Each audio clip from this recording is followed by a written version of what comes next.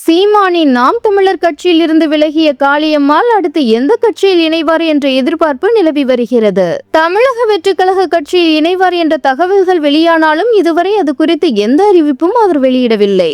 இந்நிலையில் இன்று செய்தியாளர்களை சந்தித்து பேசிய அவர், கடந்த தேர்தல் வரை கட்சிகள் குறித்த நிலைப்பாடு, தேர்தல் கணிப்பு, வெற்றிகளை ஓரளவு அனுமானித்து சொல்லிவிட முடியும். ஆனால் இப்போது இருக்கும் அரசியல் சூழலில் அனுமானித்து சொல்ல முடியவில்லை.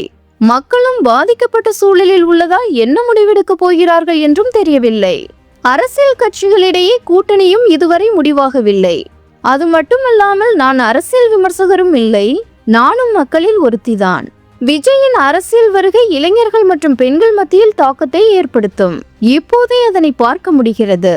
அதே சமயம் மக்களுக்காக பிரச்சனைகளை கையில் எடுத்தால் விஜயால் இன்னும் பெருமளவில் பெண்கள் இளைஞர்களை ஈர்க்க முடியும்.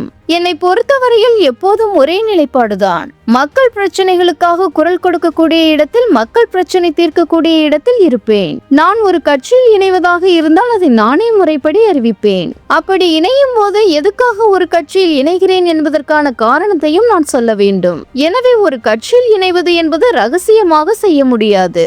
அனைவரையும் அழைத்து அறிவிப்பேன் என்று கூறியிருக்கிறார்.